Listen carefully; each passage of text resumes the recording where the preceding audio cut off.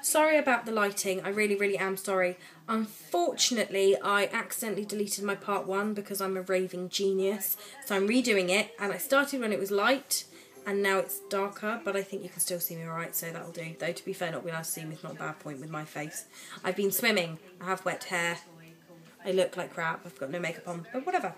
So, this is a standard surrogacy agreement in the United Kingdom.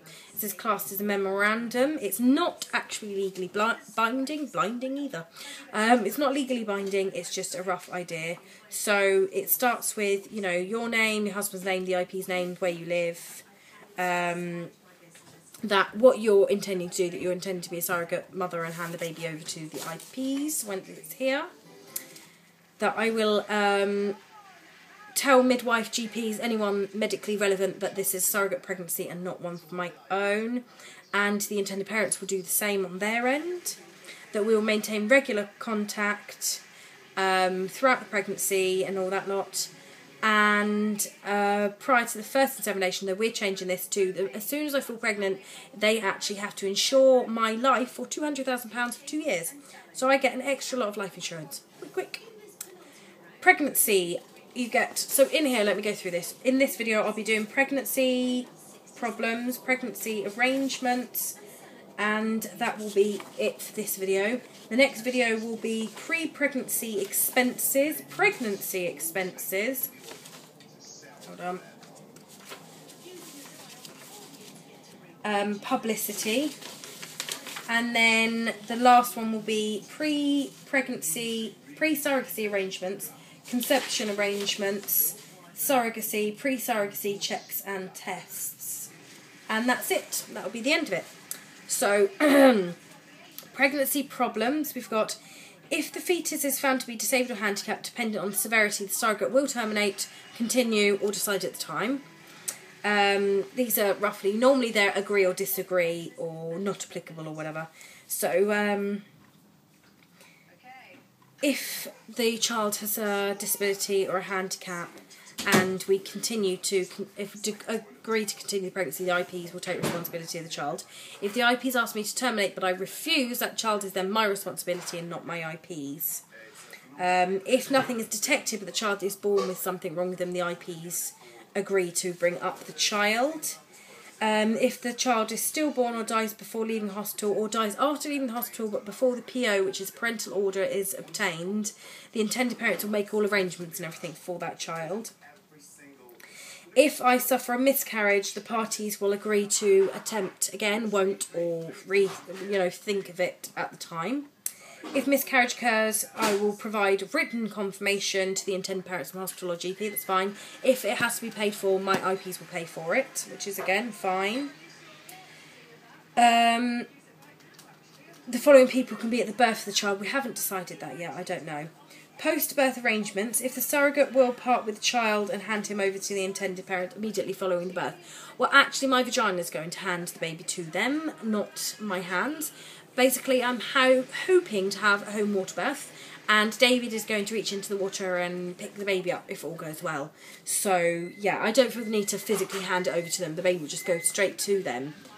They either pick the baby up themselves or midwife or whatever will hand it to them, so that's fine. Just having a...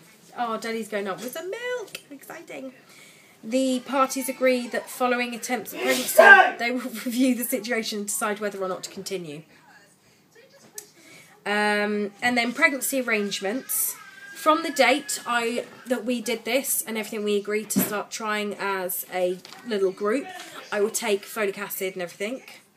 The intended parents will confirm the surrogate. If one of them dies, the other will bring up the child.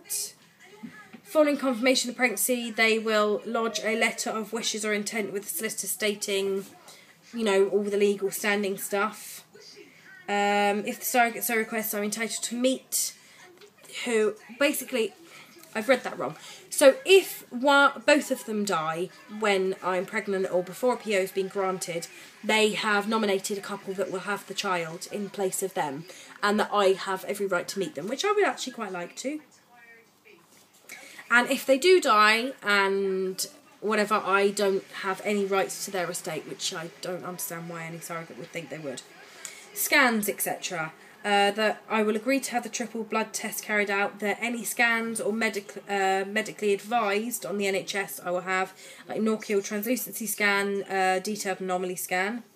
If recommended to have an amniocentesis, I will or won't or will decide at the time, which I think we'll decide at the time.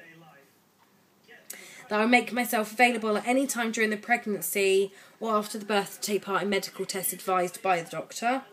And that everyone at the hospital and everything will be aware that this is a surrogacy arrangement. I have every right to spend short time with the child before the IPs take that child home if I wish. If the child has to stay in hospital, the intended parents will take over the day-to-day care of the child. If I have to stay in hospital with the child, then the surrogate and the intended parents will ask the hospital to look after the child if the intended parents are not allowed to stay in the hospital, fine by me.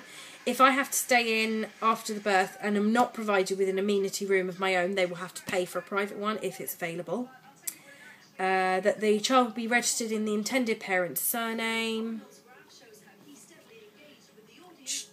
That the parties that following a period of 6 weeks from the date of the birth of the child, but before the child's 6 months, that the intended parents will get a PO, which is the parental order, as I said before.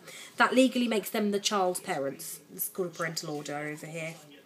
That we will maintain in contact, and that if I so want to write letters or give photographs of myself and my family, I can, and that they agree to give it to the child at a specified time, like an age or whatever. But we're hoping to all stay in contact with one another, and that is where I got up to.